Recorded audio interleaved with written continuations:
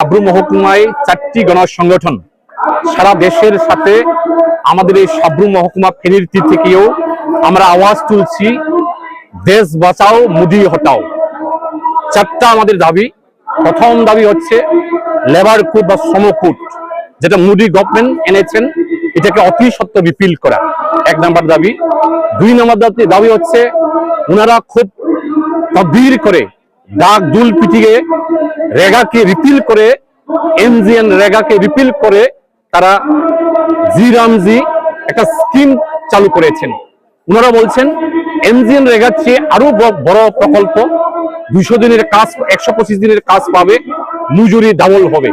কিন্তু এই আইনের মধ্যে, স্কিমের মধ্যে যেটা লেখা হয়েছে আমরা যতটুকু জানি 60-40 রেশিওতে, যেখানে 90-10 রেশিওতে আমাদের রাজ্যের সরকার কাজ করতে পারে না, 100 দিন কাজ দিতে পারে না।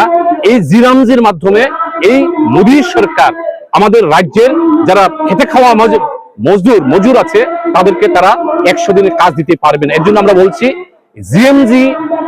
জিরামজিকে এটাকে রিপিল করে এনজিএন রেগা এটাকে পুনর্বহাল করার জন্য।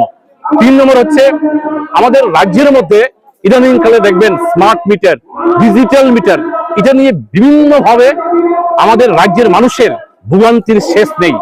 এটাকে মন্ত্রী মশাই, যিনি পাওয়ার ডিপার্টমেন্ট, আগে শিক্ষামন্ত্রী, উনি শিক্ষাকে ডুবিয়ে এখন পাওয়ারের ডিপার্টমেন্টে এসেছেন।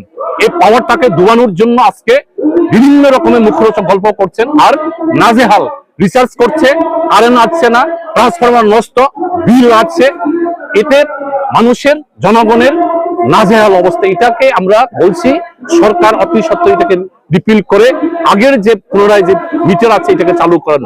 এটা হচ্ছে আমাদের ফসল। আমাদের রাজ্যের মন্ত্রীরা দাগদুল পিটিয়ে বলেন আমাদের রাজ্যের কৃষকদের নাকি আয় ডাবল হয়ে গেছে।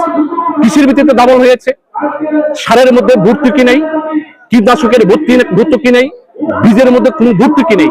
ভর্তুকি ছাড়া কৃষকদেরকে বাজার থেকে সার ওষুধ সব কিনতে হচ্ছে চড়াও দামে। যে জায়গায় বামপন্থী সরকার যখন আমরা ছিলাম, আমাদের সাবসিস্টুট কৃষি বিজাগার বা বেল্লা বস্তু থেকে আমরা বিনামূল্যে এই কৃষি যন্ত্রপাতি, তার সাথে কৃষির জন্য যে যাবতীয় সরঞ্জাম, এটা আমরা ভর্তুকি দেই। এটা আজকে অ্যাবসেন্ট ও অনুপস্থিত। এই দাবিগুলো নিয়েই আজকে আমাদের জেল ভরো আন্দোলন সারা দেশব্যাপী।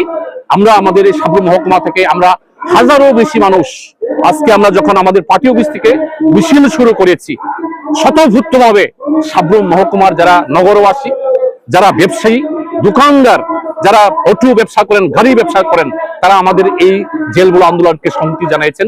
তাদেরকে আমরা আমাদের মহকুমা পার্টির পক্ষ থেকে আন্তরিক অভিনন্দন ও শুভেচ্ছা জ্ঞাপন করছি। এটাই আমাদের আজকের এই প্রোগ্রামের মূল সারাংশ।